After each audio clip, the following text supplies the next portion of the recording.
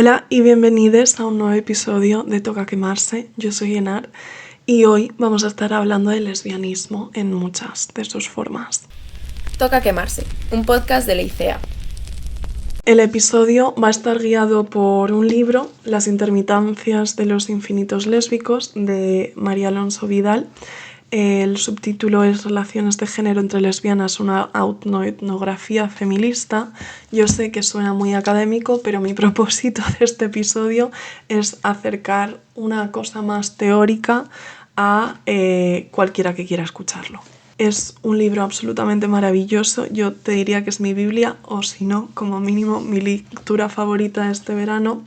Y antes de empezar un poco con el funcionamiento del episodio en general, quería leeros una de las listas que incluye la autora sobre qué significa ser lesbiana.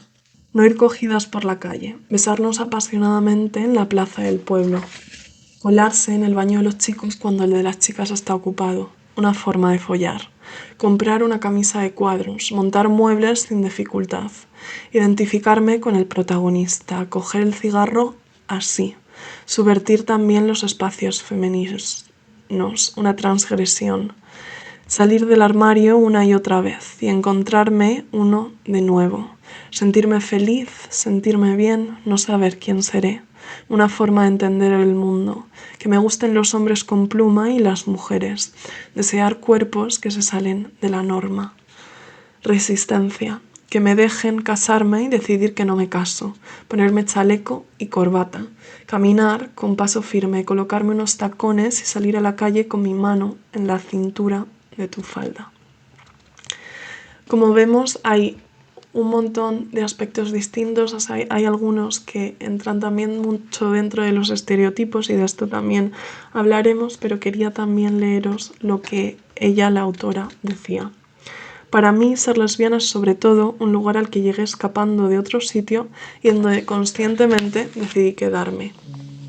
Para mí el lesbianismo es un lugar desde el que pensar, cuestionar, hablar, actuar, crear conocimiento, conocimiento situado, parcial desde nosotras, desde los márgenes, que parte de abajo, de la experiencia encarnada en nuestros propios cuerpos abyectos, construidos como son gracias a esta misma experiencia. Y en este lugar reírme de la realidad y poder contárnosla y que la discutamos y retocarla juntas a pesar de nuestras diferencias, para autorizarnos entre nosotras, para hacer habitable la propia posición de lesbiana y ya no sentir miedo más. Por todo esto, este es mi lugar favorito. Estos son mis subrayados, el texto en sí es mucho más largo, obviamente. Pero bueno, iniciemos por las bases. ¿Qué significa ser lesbiana y dónde empezó toda esta movida? Voy a hacer muchas pinceladas, pero si os interesa más, yo os invito a investigar sobre el tema en sí. El lesbianismo empieza a perseguirse a partir del siglo XIX, que es cuando se denomina como categoría, es decir, el momento en el que se le da un nombre empieza a ser perseguido. Esto es muy interesante y es algo que vamos a encontrar a lo largo de todo lo que es este libro y este episodio, por lo tanto. Desde el principio hubo más persecución a los hombres que a las mujeres y de hecho en muchas legislaciones solo se criminalizaban las relaciones homoeróticas de hombres. Tanto es así que en el siglo XVII fueron permitidas relaciones entre mujeres de cierta clase social, como las preciosas en Francia o los matrimonios bostonianos, que probablemente todas hemos escuchado hablar de ellos. Esto es muy interesante porque nos permite plantearnos también hasta qué punto, cuando hablamos de una inclusión de un grupo social y cuánta discriminación sufre, no hablamos también de todas las intersecciones que implican estas variaciones en la respuesta social. Es decir, vale, tú puedes ser lesbiana, pero solo si eres de clase alta. En el caso de los matrimonios bostonianos, María Alonso Vidal presentaba también que dentro de estos propios matrimonios bostonianos se criticaba a las mujeres de clase baja que estaban en relaciones que hoy consideraríamos sáficas. ¿Y por qué se las criticaba? Por romper de más la norma. Entonces, aunque no existiese el término como tal, se hablaba de lesbianismo cuando eran clases obreras, eran inferiores, vestían ropa de hombre, fumaban, maldecían, es decir, se pasaban de la raya. Podemos aceptarte, pero solo si te adaptas lo suficiente a esta norma. Y esto es algo que sigue muy presente a día de hoy con todo lo que es el colectivo LGTBIQ+, pero también con otros colectivos que han sido minorizados o minoritarios y que sufren bastante discriminación. El problema de mirar atrás en la historia para buscar referentas es que no siempre podemos estar seguras de que lo fuesen. Es decir, cuando hablamos de mujeres teniendo relaciones sexuales con otras mujeres, tenemos muy pocas fuentes que demuestren que realmente esas relaciones y esa parte sexual existía. Sabemos que vivían juntas, pero no tenemos muy claro hasta qué punto era una cuestión realmente sexoafectiva.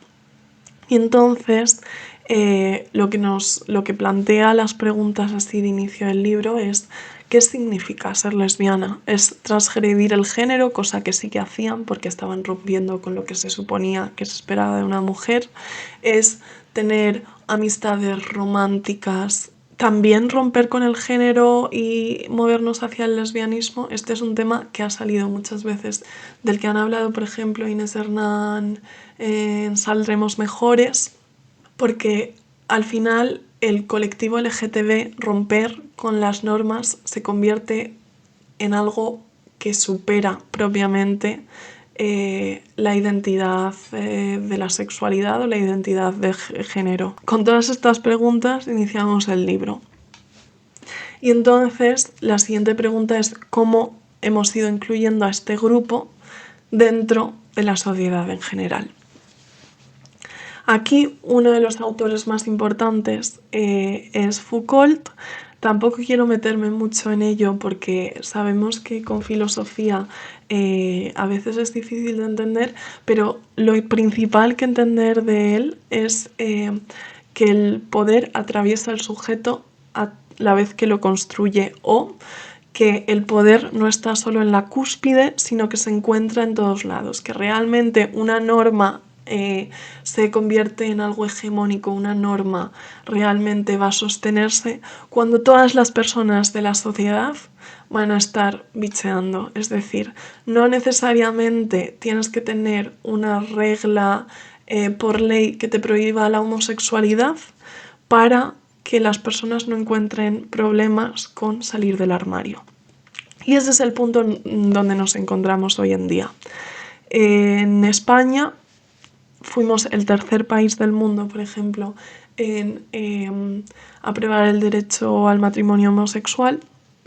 Y aún así, a día de hoy, seguimos encontrando muchas dificultades dentro de muchas personas del colectivo para decirlo en voz alta. Seguimos teniendo la terminología de salir del armario porque se sigue presuponiendo la heterosexualidad. Es esta presunción de heterosexualidad de lo que podríamos aplicar de la teoría de Foucault sobre cómo el poder, cómo la norma se ha convertido no solo en una cuestión que viene desde arriba, sino en una cuestión que hemos integrado todos y que todos esperamos del resto de personas que nos vamos encontrando, a no ser que demuestren lo contrario.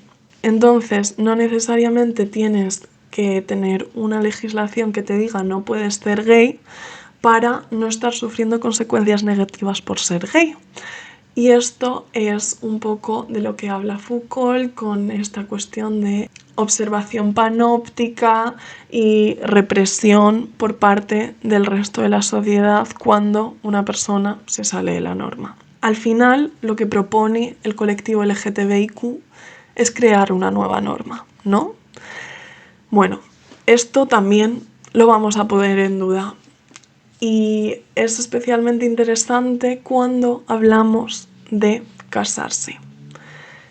He mencionado antes que España era el tercer país que legalizó el matrimonio, pero algo que encontramos en cuanto empezamos a leer un poco sobre los movimientos LGTBIQ+, es que muchos de estos movimientos en el momento en el que empiezan a aprobarse leyes de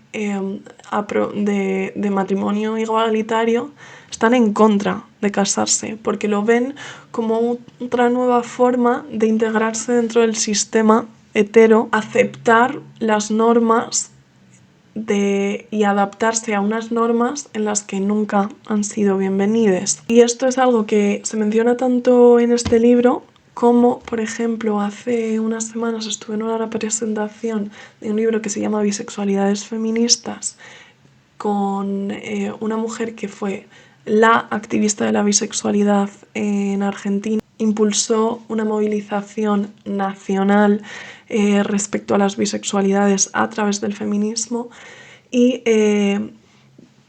ella durante la presentación se reía de que la gente preguntase siempre por cuestiones de matrimonio cuando ella empezaron a movilizarse, que en ese momento, a principios de los 2000 en Argentina todavía no estaba legalizado el matrimonio, ella estaba en contra del matrimonio homosexual, no porque no deberíamos tener derecho a, sino porque es de nuevo una forma para reintegrarse dentro del sistema y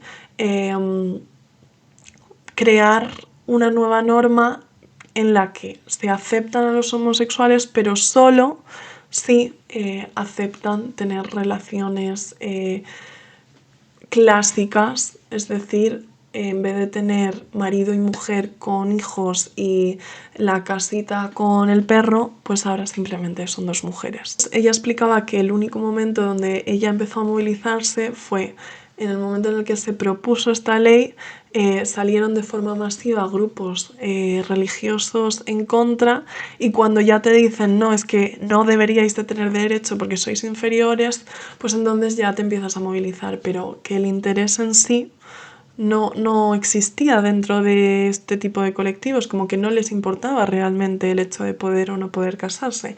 Y esto es algo que María Alonso Vidal también habla mucho de sus experiencias dentro del colectivo NOS, que fue donde estuvo militando la mayoría del tiempo. Este nuevo modelo de normatividad se puede llamar homonormatividad, como acuñó Lisa Dugan, que básicamente habla de una política neoliberal que no cuestiona las instituciones dominantes como el matrimonio o la monogamia.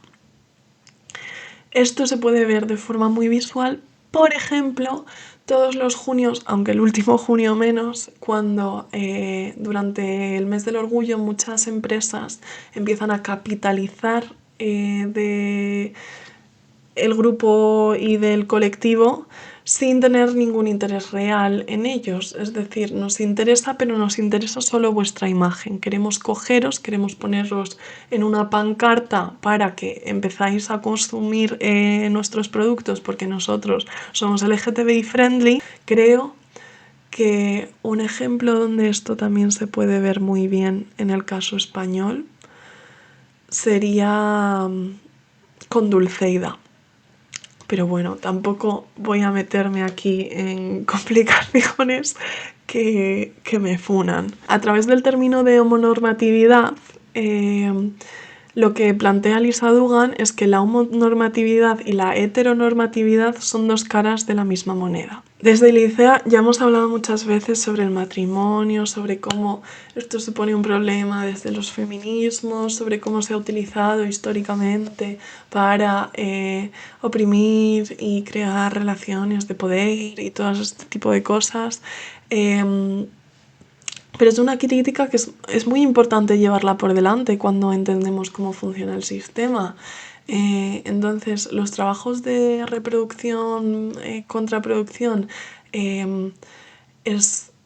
ha sido la base en la que hemos sustentado el sistema, y no es ninguna sorpresa que en el momento en el que las personas LGTBIQ+ sean demasiadas como para que el sistema pueda estar completamente en contra de ellas o tengan suficiente fuerza económica como para que no nos podamos permitir invisibilizarles de la misma manera, el sistema intenta integrarlos, pero de formas reducidas. Y entonces, al final, la cuestión de la identidad se convierta en una cuestión política, pero es una cuestión en la que cada uno tiene que seguir un proceso de deconstrucción. Y de esto podemos hablar también dentro del binarismo en el que nos movemos socialmente, al ver cuáles son las relaciones entre lesbianas y gays a nivel social. Y en el libro, por ejemplo, se mencionaba un ejemplo que me pareció muy bien puesto, que hablaba de cómo hombres gays y específicamente hombres gays con pluma criticaban aún así a mujeres lesbianas diciéndole es que si por ejemplo perdieses más peso, es que si vistieses de una forma más femenina ganarías mucho. Entonces, al final, lo que planteamos desde la ICEA, desde este tipo de lecturas, es integrar las luchas desde una mirada interseccional constante. Lo gay no te quita lo homófobo, lo lesbiana no te quita lo machista y un largo etcétera. El problema cuando una identidad se normaliza y empezamos a tener una homonormatividad es que corremos el riesgo de que se despolitice, porque si al principio de los tiempos teníamos muchos casos en los que simplemente el hecho de estar en relación con una persona de tu mismo sexo suponía tal problema para la sociedad que sufrías una discriminación absoluta, tenías que mantenerlo absolutamente en secreto y demás, pues tienes una cuestión que, quieras o no, se convierte en un debate político.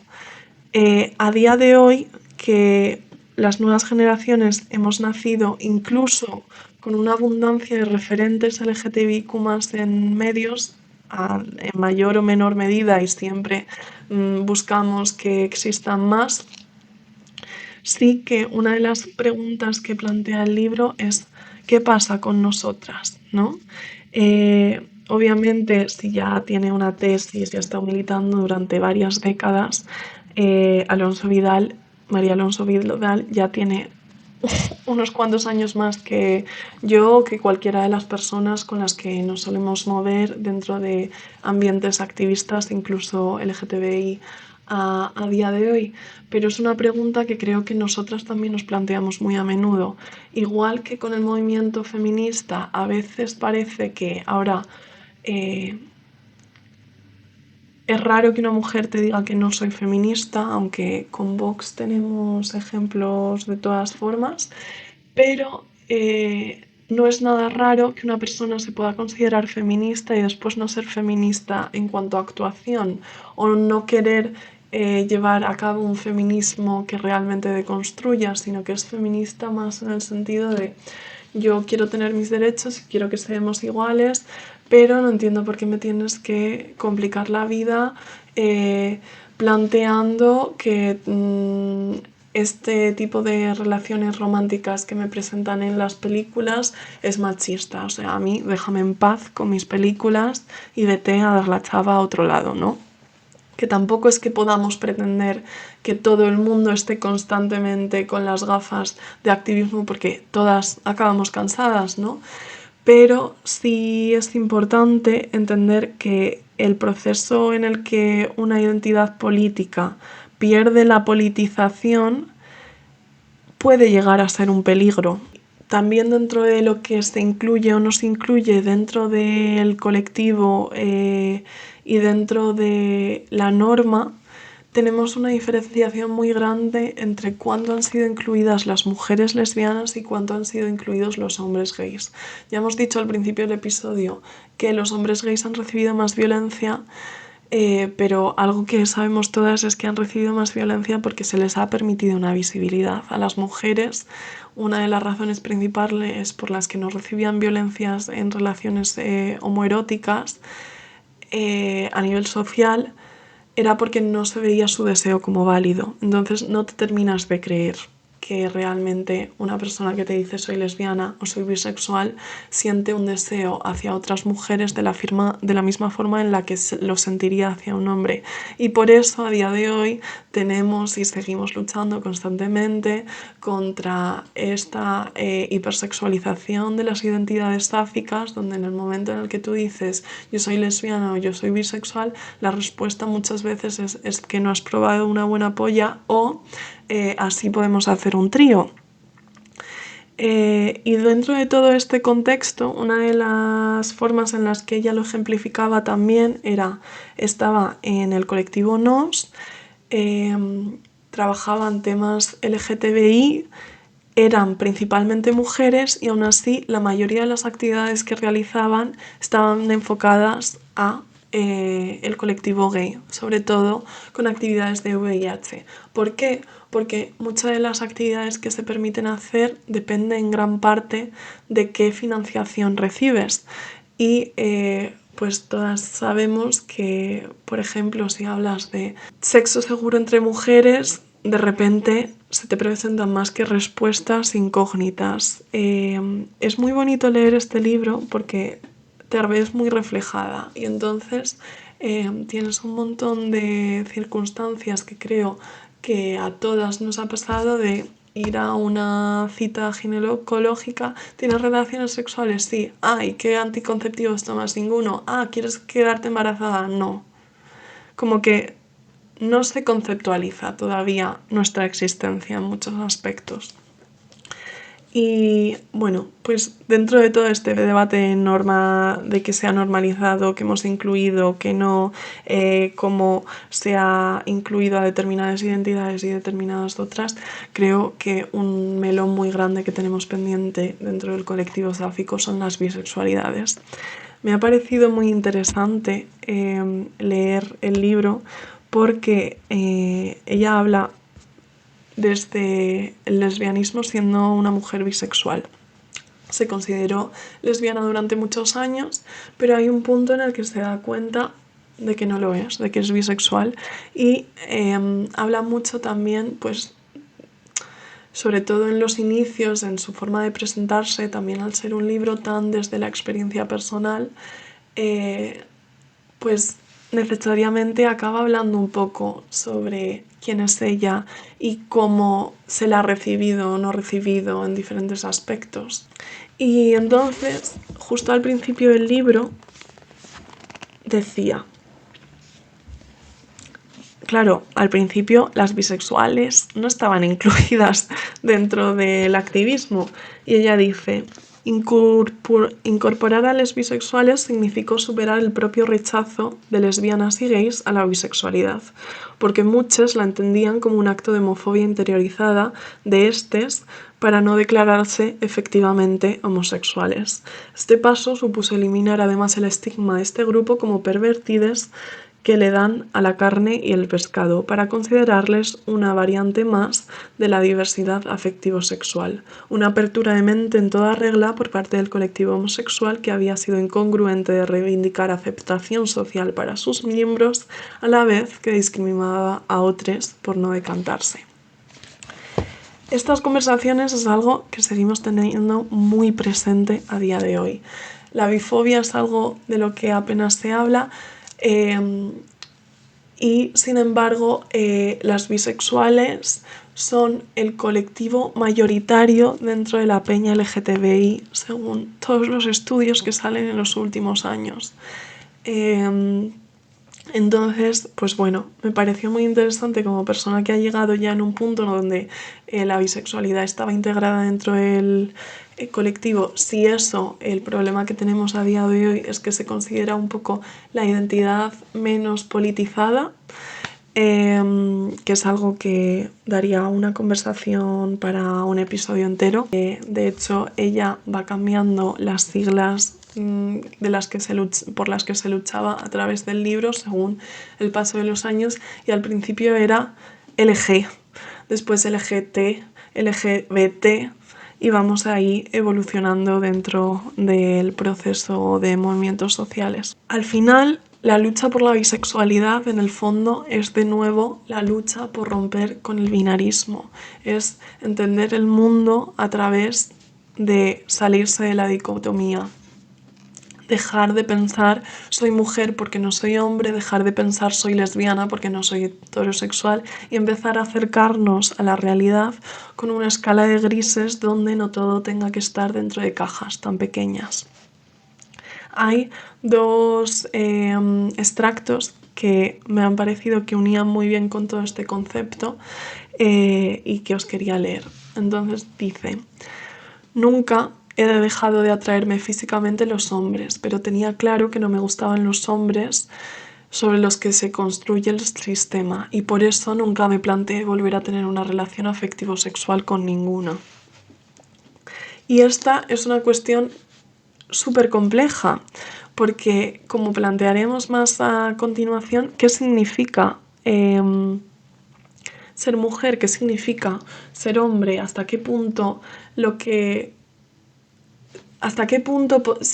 podemos definir nuestra sexualidad a través de los géneros, si los géneros es algo que, abramos comillas, no existe? Después, también hablando de identidad de género, decía: no tengo la certeza de si es con esa mujer en la que tanto interés tenía en convertirme con la que me identifico, o si soy otro tipo de mujer. No soy una mujer o solo lo soy políticamente y a ratos. Ella lo definía muy bien a la hora de crear estas nuevas etiquetas para definirnos, como una búsqueda de pureza. Hemos construido un nuevo imaginario que pretende crear, encasillar y limitar las opciones, cuando el inicio de todo este movimiento fue precisamente reivindicar que las cajas no estaban sirviendo. Y de ahí, de las cajas no estaban sirviendo, pasamos a por qué la heteronorma asfixia. Uno de los argumentos con los que yo más me quedo de este libro es iniciar diciendo que en el proceso de cuestionar qué es el género, entender que somos sujetos sexuados, es decir, que se nos ha asociado a las características sexuadas con las que hemos nacido, pero que reproducimos el sistema, es decir, el género, que significa socialmente ser mujer y ser hombre, aún en relaciones homosexuales. Y aquí hablamos de cosas que ponen sobre la mesa, sobre todo Butler, Wittig y demás, en las que el género está intrínsecamente asociado también a la sexualidad. Es decir, para ser un hombre muy hombre dentro de la sociedad en la que existimos, tienes que ser heterosexual. Tu hombridad pasa por la heterosexualidad y por tu relación con otros hombres.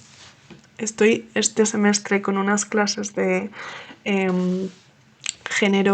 estudios de género interseccionales, y el otro día en clase precisamente decía la profesora y explicaba por qué de esta forma al final la masculinidad se construye también a través de las relaciones de los hombres con las mujeres. Para ser muy hombre tienen que gustarte de las mujeres y tienes que tener un determinado tipo de relación afectivo-sexual con ellas. Todo esto al final lleva hacia un camino muy específico, que es la familia. Y lo que planteamos ahora desde visiones más críticas LGTBIQ es que la familia no tiene por qué ser hetero para ser heteronormativa. Es decir, podemos reproducir todos los patrones y todos los funcionamientos de una relación de matrimonio clásica, incluso si no hay un hombre y una mujer dentro de la relación.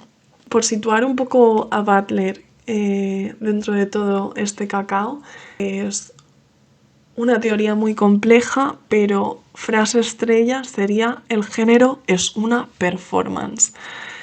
Es decir, el género no es algo con lo que naces, el género no es algo que decides, sino que es algo con lo que actúas, es un movimiento. Es alinear tu cuerpo a la norma. Y aquí lo que es muy importante de ver el género como una performance es entender que no es una decisión consciente a pesar de todo, que no eliges la forma que más te satisface, sino la obligada. Y respecto a mi maravillosa Monique Wittig, tenemos su frase de: serás heterosexual o no serás, que de nuevo vuelve a lo mismo de dentro de un sistema heteropatriarcal o se te entiende a través de lo que ya vemos o no se te entiende. Y mi frase favorita, que da para mucha discusión, es: las lesbianas no somos mujeres porque somos fugitivas de nuestra clase. Y esto vuelve de nuevo a la cuestión que hablábamos con los hombres antes.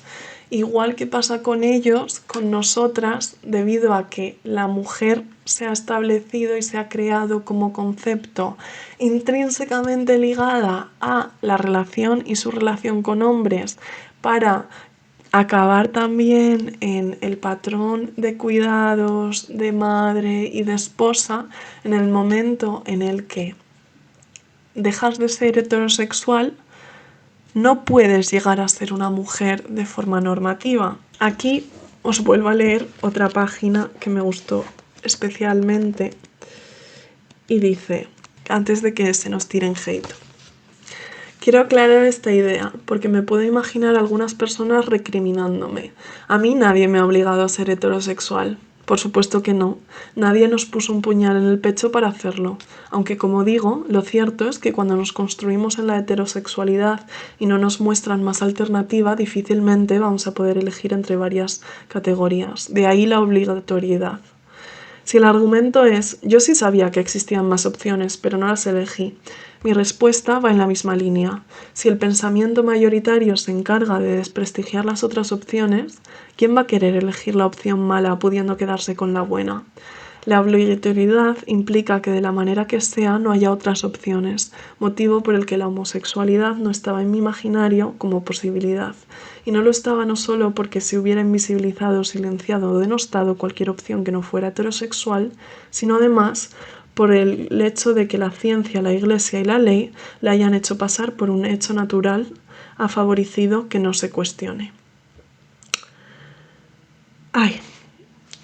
Esto, al final, de nuevo, está volviendo a cómo hemos iniciado con esto de Foucault, de decir: la norma no está solo establecida desde arriba, sino que es una visión panóptica de la realidad, donde todos los entornos en los que miramos establecen aquello que se considera natural, aquello que se considera normal o no.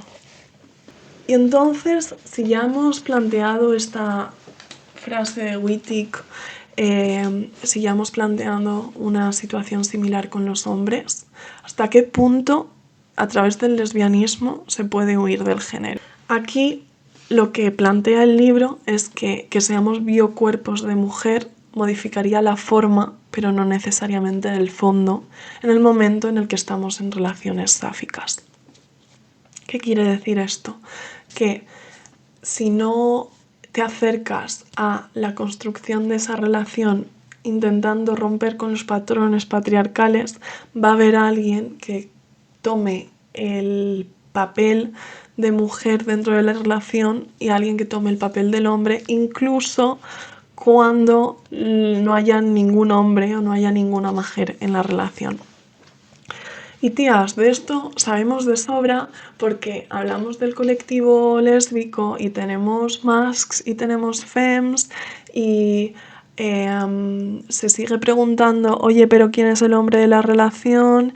Y seguimos dando por hecho que la relación, que cuando una mujer es femenina va a acabar con una masculina, y seguimos dando por hecho que en el caso de los hombres va a haber uno que tenga pluma y otro que menos, y seguimos dando por hecho que dos mujeres masculinas no van a estar en una relación juntas, etcétera, etcétera, etcétera. Y aquí otra de las referentas es Harstock, que dice: si las prácticas y el pensamiento característico de las mujeres no está mediado por la lucha y el análisis feminista, entonces seguirá transformando parte del mundo creado por los hombres. Que creo que se entiende perfectamente, pero por eso me parece tan importante acercarnos a este tipo de movimientos y hacer estas críticas desde diferentes perspectivas, incluyendo la feminista. Y creo que es una de las razones por las que más me ha gustado el libro, que es que todo está mediado a través de una perspectiva de género. Esto es algo que también pasaba en la presentación del libro que os he comentado antes de bisexualidades feministas, y es una de las razones por las que ellas, por ejemplo, planteaban que su lucha de bisexualidad era solo de mujeres. Esto es algo que dependiendo del país es más o menos común. En España siento que no se ve mucho hacer espacios donde se pueda decidir que se excluye a los hombres activamente como por norma, ¿no?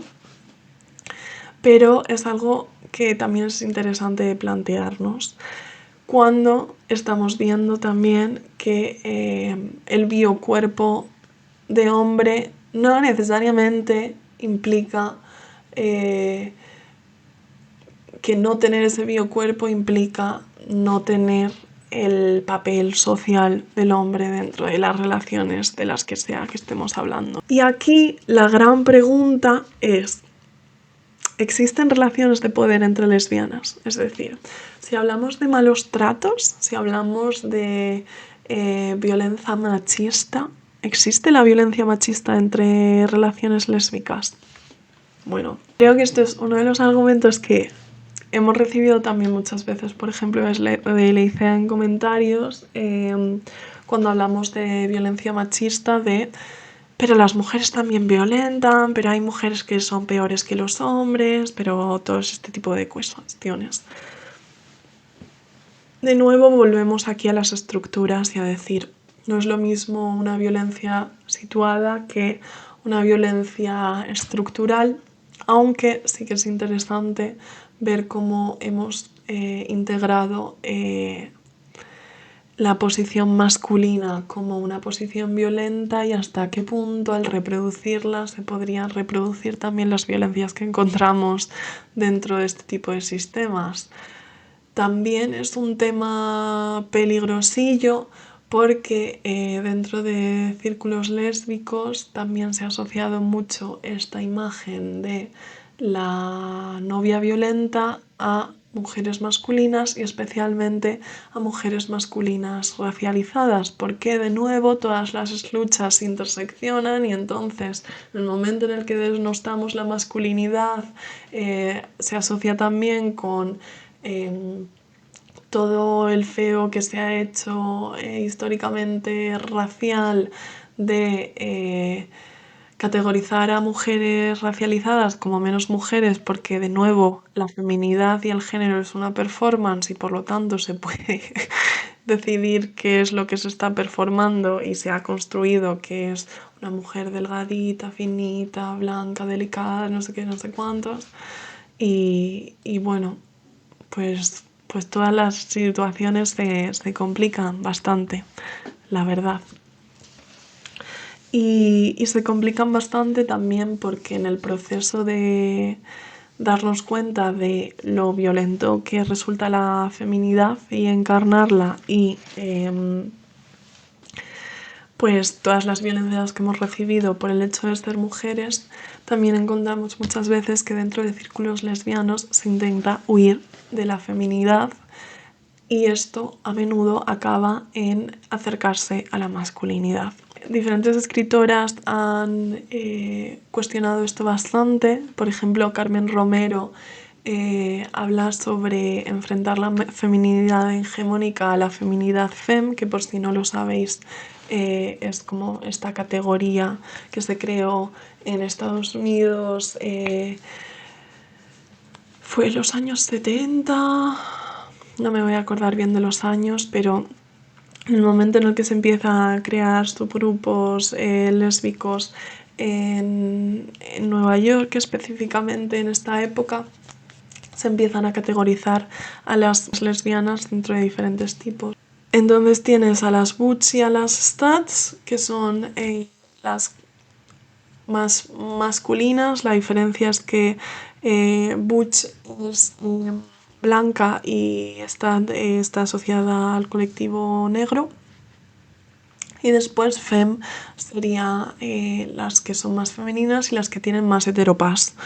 En el principio de todos estos movimientos en los que se juntaban en agrupaciones y se convertían en colectivos, el papel de las FEM realmente era poder salir y estar y existir en sociedad y trabajar y pasar desapercibidas para poder tener ingresos y demás. Y en cambio, las Stats y las Boots al salir recibían mucha más violencia porque estaban pervirtiendo el género. Entonces tenían un papel más como de protectoras y este tipo de cosas. Que bueno, que es interesante también entender de dónde han nacido las terminologías que utilizamos a día de hoy. Esto no está en el libro, pero si os interesa el podcast de Queer Collective, yo es algo que recomiendo siempre. Y todas estas intersecciones entre género, sexualidad y demás se ven muy presentes. Y entonces una de las cosas de las que hablan y recopilan muchas experiencias en este libro es por qué creían las mujeres y por qué se dieron cuenta de que eran lesbianas. Y muchos de los casos, muchas de las cosas que narraban eran porque se alejaban de la feminidad. Es decir, no te das cuenta de que eres lesbiana porque te gustan otras mujeres, te das cuenta de que eres lesbiana porque te gusta jugar al fútbol cuando tienes 8 años. Al final todo esto está reproduciendo patrones de género clásicos, pero bueno, es innegable que a nivel social hay toda esta teoría también con los tíos quizás más de no te gusta jugar al fútbol, te gusta hablar con las niñas, te gusta bailar, vas a tener un novio y vas a ser gay. Y aquí entran las críticas a Wittig en forma de una de las conversaciones que se recogen en el libro, del que una de las mujeres dice que seguir lo que decía Wittig le da la razón al sistema. Y que lo que en realidad igual podríamos hacer es decir, el concepto de mujer es más amplio. Sí, el sistema pretende que seamos algo específico, pero hay otros tipos de mujer y nosotras somos otro tipo de mujer.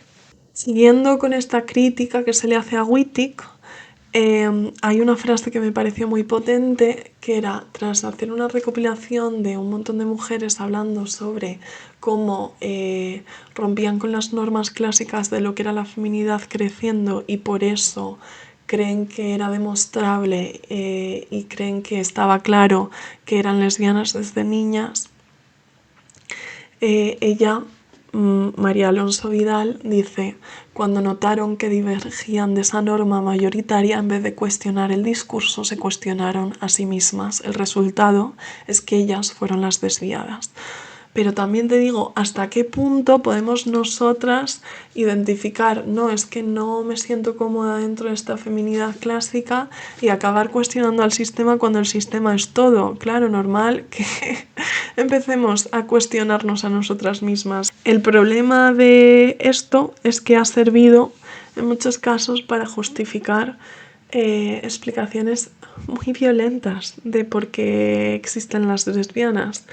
Entonces, por ejemplo, tenemos a Alfarache, que crea dos categorías de lesbianas, una las primarias y otras por elección. Las primarias son las masculinas de toda la vida, que se les nota desde que son enanas y no sé qué y no sé cuántos, y entonces esas no hay nada que hacer porque lo son por naturaleza y punto. Y después tienes a otras que básicamente a las que han seducido las anteriores y por eso han acabado dentro del mundo lesbiano, y estas serían las que encajarían mejor dentro del sistema de feminidad clásica. Y esto se ha desarrollado también hacia un discurso heterocientífico que argumenta que no se pueden dar relaciones entre dos mujeres hombre o entre dos mujeres mujer, que suena absolutamente ridículo dicho en alto, pero sigue siendo rarísimo encontrar relaciones mask con mask. Así que nada, en estas circunstancias nos hallamos. Y ya para ponerle la guinda al pastel, abrimos el melón del amor romántico. Abrir el melón del amor romántico dentro del ámbito lésbico es especialmente importante porque históricamente se ha asociado mucho el discurso amoroso a las mujeres. Creo que esta también es una de las razones por las que hemos creado una inferioridad conceptual de cosas como los diarios, la novela rosa, las historias de amor, porque las hemos asociado a una cuestión de mujeres. Entonces ellos están hablando de cosas importantes y nosotras estamos hablando de amor y de cuidados. ¿Qué ocurre cuando se juntan a dos personas que han sido enseñadas para acercarse al amor desde esta perspectiva hiper romantizada? Pues de nuevo nos encontramos con una performance y Butler argumenta que el género también se performa a través de las relaciones jerárquicas y por eso toda la conversación que hemos tenido antes respecto a la dificultad de salir de los patrones de mujer-hombre en una relación sáfica sigue presente. Y aquí lo que argumenta Alonso Vidal es que el movimiento lésbico no ha sido capaz de cuestionar la monogamia, que es algo innegable. Quizás lo ha sido capaz de cuestionarlo más que el colectivo heterosexual, pero tampoco a un nivel muy amplio. Y hay una parte de esto que es una cuestión de supervivencia, porque esto tampoco podemos olvidarlos, es decir, tampoco es cuestión de presionarnos a nosotros mismos, de tenemos que romper con absolutamente todos los paradigmas sociales represivos y si no, no estamos siendo buenos activistas y demás. Pero, como dice Javier Sáez, las bollos, las maricas e incluso los trans son mucho mejor digeridos y aceptados cuando tienen pareja. Qué chicos más sanos, ya no son promiscuos. Y sobre todo cuando proclaman el amor. Fíjate qué majo, se quieren, son como nosotros. Entonces, en parte, el amor, el revertir al matrimonio, el volver a la familia, también en un principio fue una cuestión de supervivencia, de decir, es que no estamos tan alejados de vosotros, es que tenéis que aceptarnos porque somos justo como vosotros, cuando no sé hasta qué punto realmente la cuestión es pretender ser una copia en calco, ¿no? Y respecto a esto, dice el libro, en una relación de lesbianas, ninguna está construida para ser una figura de poder, aunque todas pueden ejercerlo, y el poder fluye en ambas direcciones. Sí, hemos sido construidas como seres sexogenerizados en mayor o menor medida, y al utilizar sus instituciones y desenvolvernos en ellas y con sus normas, tiene sentido que en el desarrollo de la relación performemos el género y construyamos relaciones generalizadas, ejerciendo ese poder en función de los papeles o las funciones que vamos desarrollando en cada momento. Y aquí habla, por ejemplo, de cómo se construía una de sus relaciones con una de sus exparejas, en las que ella tomaba el papel más femenino y la otra tomaba el papel más masculino. La cuestión en realidad aquí y la razón por la que acercarnos a esto desde perspectivas feministas es tan importante es que si hemos aprendido que el amor es ponernos en una posición inferior a nuestra pareja, en el momento en el que nos estamos relacionando con otras mujeres y en el momento en el que nos estamos relacionando desde perspectivas lésbicas, hay muchas veces que estos gestos de amor no son recibidos como generalmente los esperaríamos en otras circunstancias, y entonces ella también narra. Yo cocinaba porque había aprendido que cuidarla, aunque no fuera un hombre, era una de mis funciones y por amor me salía a hacerlo, me hacía sentir bien, pero ella no interpretaba mi aprendizaje como una muestra de amor. Dice más adelante, mis parejas lesbianas querían casi siempre a la persona a la que se habían enamorado, pero esta casi siempre desaparecía en el trayecto de la relación en pro de la madre o esposa. El amor performaba el género. Yo la frase de la persona desaparecida en pro de la madre o esposa creo que ejemplifica perfectamente y pone las palabras exactas de a qué nos referimos cuando hablamos de performance de género. Entonces, y también mucho en el ámbito de relaciones románticas, ¿no? Porque se establecen un tipo de funciones, un tipo de expectativas que no se pondrían con otro tipo de relaciones.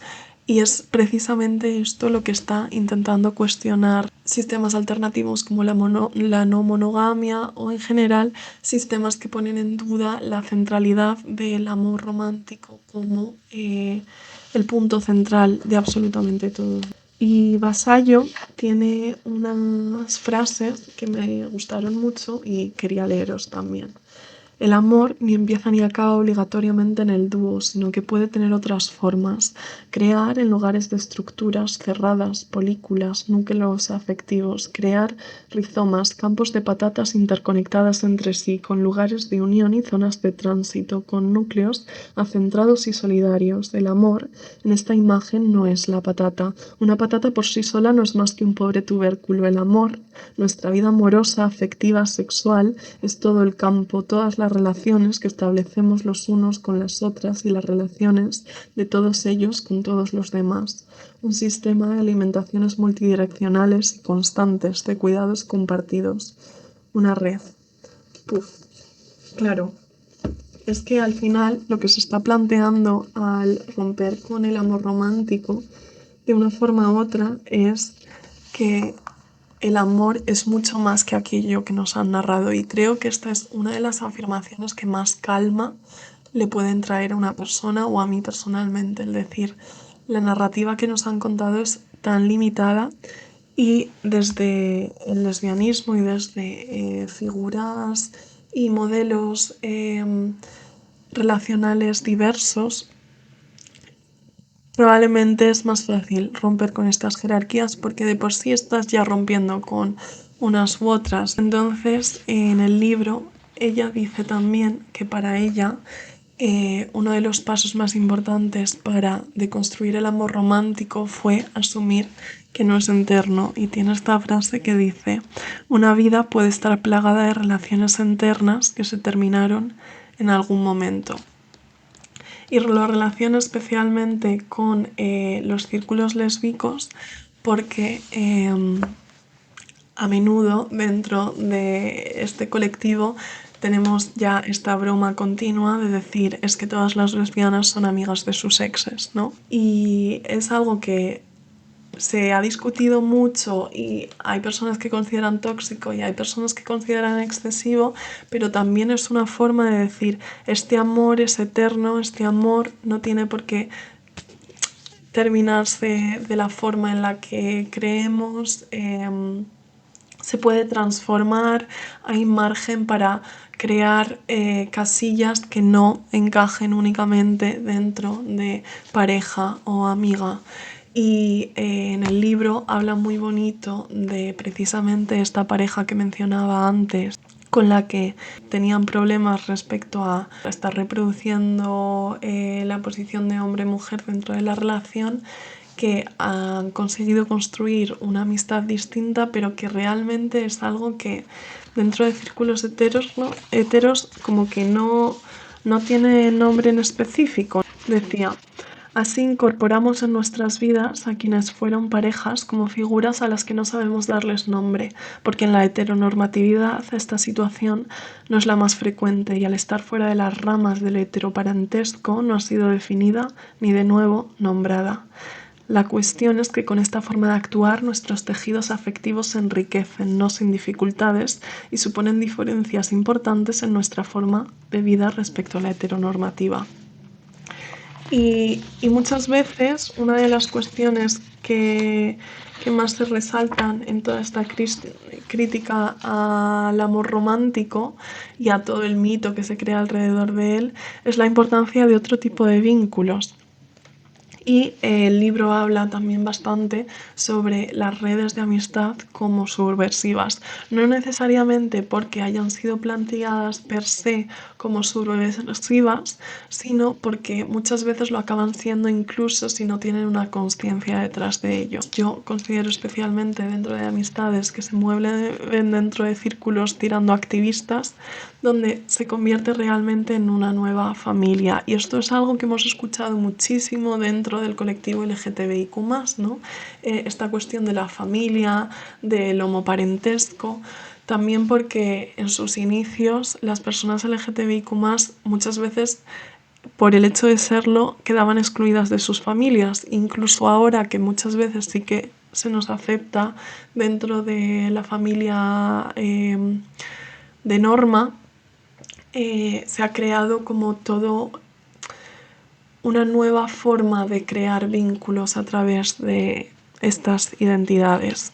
Y bueno, yo creo que ya voy a terminar con esta explicación sobre integrar a exparejas y examantes dentro del círculo de amistades, porque creo que resume muy bien todo lo que es todo el proceso de deconstrucción que hemos ido hablando a través del libro.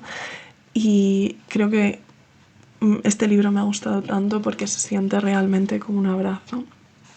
Entonces dice: es más fácil terminar una relación que gestionar las emociones que surgen en el proceso de transformarla en otra cosa. Y más adelante: ¿qué tiene que pasar para que dos personas que se han compartido espacio, tiempo, intimidad, sueños, alegrías, tristezas, complicidades, experiencias y han crecido juntas, de repente dejen de quererse? ¿Qué ocurre con todo eso? ¿Desaparece de forma fulminante? ¿Lo anulamos de nuestra mente, del recuerdo, para que no nos duela? ¿Por qué, si la relación se termina, hay que matar el sentimiento? Esta frase. ¿Por qué, si la relación se termina, hay que matar el sentimiento? ¿Por qué nos conviene que difuminemos límites por sus preciadas familias heteronormativas que desvirtúan? El amor no llega como un chispazo, ni se va de golpe, de la noche a la mañana. En fin, con esto hemos terminado. Recuerdo, el libro se llama Las intermitencias de los infinitos lésbicos. Cualquier cosa que queráis comentar, nos encantaría leeros. Y espero que el episodio os haya gustado. Nos escuchamos y nos vemos el mes que viene. Adiós.